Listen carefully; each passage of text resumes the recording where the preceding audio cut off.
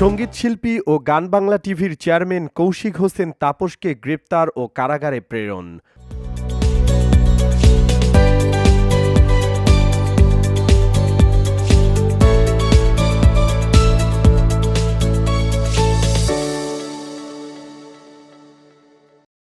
হত্যাচেষ্টা মামলায় সঙ্গীতশিল্পী এবং বেসরকারি টেলিভিশন চ্যানেল গান বাংলা চেয়ারম্যান কৌশিক হোসেন তাপসকে গতকাল রাতে ডিবি পুলিশের সহায়তায় উত্তরা পূর্ব থানার পুলিশ গ্রেফতার করেছে।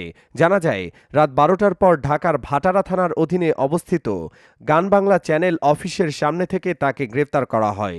উত্তরা পূর্ব থানার উপপরিদর্শক মোহাম্মদ লিটন আজ সোমবার সকালে এই গ্রেপ্তারের বিষয়টি নিশ্চিত করেন। উত্তরা পূর্ব থানার উপপরিদর্শক লিটন জানিয়েছেন, তাপসের বিরুদ্ধে একাধিক মামলা রয়েছে। হত্যাচেষ্টা মামলাটির নথি অনুসারে বৈষম্য বিরোধী ছাত্র আন্দোলন চলাকালে গত 18 জুলাই একটি কর্মসূচিতে অংশ নিয়েছিলেন ইশতিয়াক মাহমুদ সহ আরও কিছু ব্যক্তি।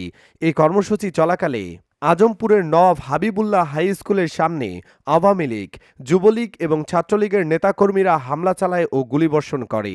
মামলার বাদী ইশতিয়াক মাহমুদ অভিযোগ করেন, গুলির আঘাতে তার পেট গুরুতরভাবে আহত হয় এবং তাকে ঢাকার এভারকেয়ার হাসপাতালে চিকিৎসা নিতে হয়। এই ঘটনার পর গত 29 সেপ্টেম্বর উত্তরা পূর্ব থানায় একটি হত্যাচেষ্টা মামলা করেন ইশতিয়াক। মামলায় উল্লেখ করা হয়েছে, তাপস এ মামলার 9 নম্বর আসামি এবং সাবেক আইজিপি আবদুল্লাহ আল মামুন সহ মোট 126 জনকে অভিযুক্ত করা হয়েছে।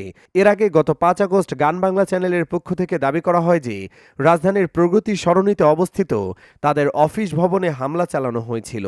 ওই ঘটনায় চ্যানেলটির studio set up, shooting floor, sound system, editing panel সহ নানা সরঞ্জাম ধ্বংস করা হয় বলে জানা যায়। আজ সোমবার সকালে তাকে আদালতে নেওয়া হয়, যেখানে মেট্রোপলিটন ম্যাজিস্ট্রেট সাইফুজ্জামান তাকে কারাগারে প্রেরণের আদেশ দেন। একই সঙ্গে তার 7 দিনের রিমান্ডের আবেদন করা হয়েছে এবং এ বিষয়ে শুনানির তারিখ ধার্য করা হয়েছে আগামী বুধবার। মামলার তদন্ত কর্মকর্তা উত্তরা পূর্ব থানার উপপরিদর্শক মোহাম্মদ মহিবুল্লাহ তাপসকে রিমান্ডে নেওয়ার আবেদন করেন। এই ছিল আজকের বিশেষ প্রতিবেদন। এই ভিডিওটি তথ্যবহুল মনে হলে লাইক, কমেন্ট এবং শেয়ার করতে ভুলবেন না। আমাদের চ্যানেলটি সাবস্ক্রাইব করে সবসময় পাশে থাকুন এবং নতুন ভিডিওর আপডেট পেতে আমাদের সাথেই থাকুন। ধন্যবাদ।